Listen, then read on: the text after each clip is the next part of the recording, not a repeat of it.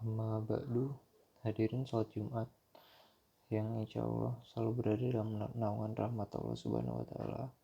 Dan intinya kita panjatkan puja dan puji syukur kepada Allah Subhanahu wa Ta'ala yang telah memberikan kita karunia iman dan Islam, nikmat yang teramat besar yang Allah karuniakan kepada hambanya. Semoga kita selalu mendapatkan hidayahnya serta berada dalam keadaan iman dan Islam hingga akhir hayat kita. Sebuah pujian yang hanya layak dimiliki oleh Allah. Alhamdulillah, segala pujian yang milik Allah. Tidak pantas bagi manusia untuk mengharapkan pujian. Tidak pantas bagi manusia untuk merasa berjasa. Karena sejatinya segala pujian hanya miliknya Allah semata. Dan khotib mengajak dirinya serta jamaah sekalian untuk terus menguatkan ketakwaan kepada Allah Subhanahu wa Ta'ala. Seperti yang tertulis di dalam surat Al-Imran ayat 102. Hai orang-orang yang beriman, bertakwalah kepada Allah sebenar-benar takwa kepadanya, dan janganlah sekali-sekali kamu mati melainkan dalam keadaan beragama Islam. Dan tentunya salawat serta salam semoga selalu tercurah kepada Nabi Muhammad SAW serta keluarganya dan para sahabatnya. Sidang salat Jumat yang dirahmati Allah Subhanahu wa Ta'ala, dalam khutbah Jumat yang singkat ini, mari kita merenung sejenak sejauh mana kita telah berbakti kepada orang tua kita, khususnya ibu kita. Kehadiran kita di dunia ini tidak dapat dipungkiri adalah dengan sebuah pengorbanan yang sangat besar dari ibu kita. Dalam Al-Quran, Allah Subhanahu wa Ta'ala menggambarkan dalam surat Luqman ayat 14, dan kami perintahkan kepada manusia agar berbuat baik kepada kedua orang tuanya. Ibunya telah mengandungnya dalam keadaan lemah yang bertambah-tambah dan menyapinya dalam usia 2 tahun. Syukurlah kepadaku dan kepada kedua orang tuamu. Hanya kepada aku kembalimu.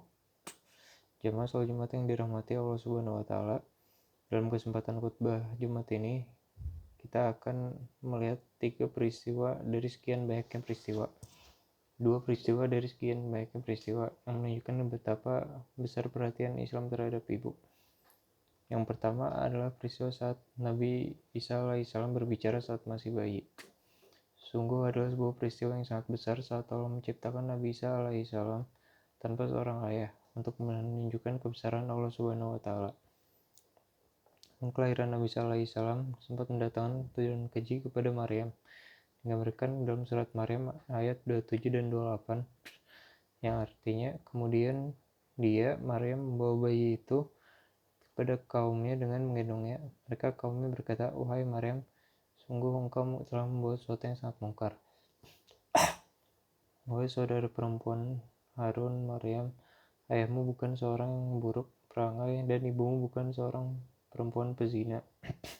Lalu apa yang dilakukan oleh Siti Maryam? Ia menunjuk Nabi Isa yang kala itu masih bayi. Lalu Nabi Isa berkata, yang terekam dalam surat Maryam ayat 30-32, dia, Isa, berkata, "Sungguhnya aku hamba Allah. Dia memberiku kitab Injil dan menjadikan aku seorang nabi. Dan dia menjadikan aku yang seorang yang diberkahi di mana saja aku berada. Dan dia memerintahkan kepadaku melaksanakan sholat dan menunaikan zakat selama aku hidup dan berbakti kepada ibuku.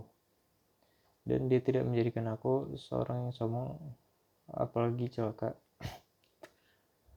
Mari kita garis bawahi bahwa dalam peristiwa yang luar biasa tersebut, Allah mengerahkan lisan Nabi Isa alaihissalam untuk mendeskripsikan dirinya sebagai orang yang berbakti kepada ibunya.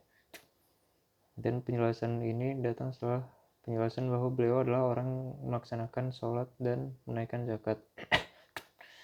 Dalam peristiwa tersebut jelas bahwa berbakti kepada ibu adalah bukti dari kemuliaan seseorang dan keimanannya kepada Allah Subhanahu wa Ta'ala. Peristiwa yang kedua adalah saat Nabi Ismail alaihissalam ditinggal bersama ibunya di padang yang tandus. Atas perintah Allah Subhanahu wa Ta'ala, Nabi Ibrahim alaihissalam harus meninggalkan Nabi Ismail alaihissalam yang masih bersama ibunya, Siti Hajar, di Mekah yang saat itu begitu tandus. Siti Hajar bertanya kepada Nabi Ibrahim, apakah ini adalah perintah Allah? Ketika Nabi Ibrahim mengiyakan, maka Siti Hajar menerima perintah tersebut dengan pasrah. Dalam suasana yang haus dan terik, Siti Hajar lalu berusaha mencari air dari Safa ke Marwa hingga 7 kali ulang-alik. Dan alhamdulillah dengan pertolongan Allah akhirnya air Zam-Zam muncul di tanah dekat kaki Nabi Ismail. Yang luar biasa adalah peristiwa seorang ibu ini yang berusaha untuk mencari air untuk putranya.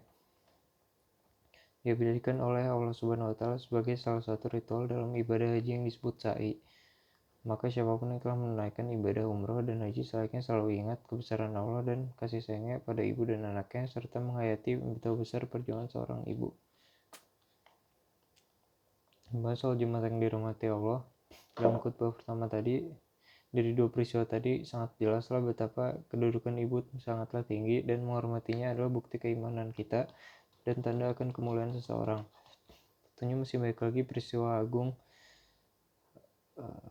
lainnya dalam sejarah Islam yang menunjukkan keutamaan seorang ibu. Dan mari kita ingat hadis Rasulullah SAW dalam kitab Sahih Muslim diriwayatkan oleh Abu Hurairah. Seorang sahabat bertanya kepada Rasulullah SAW, siapa yang berhak untuk aku berbakti? Rasulullah berkata, ibumu, lalu ibumu, lalu ibumu, lalu ayahmu, lalu orang yang terdekat denganmu. Maka luangkanlah waktu untuk berbakti kepada ibumu dan bahkan jadikanlah itu menjadi prioritas waktumu. Jadikanlah berbakti kepada ibu sebagai kesempatan untuk meraih ridhonya dan mendapatkan keutamaan pahalanya. Demikian khutbah Jumat singkat ini, semoga dapat bermanfaat bagi kita semua.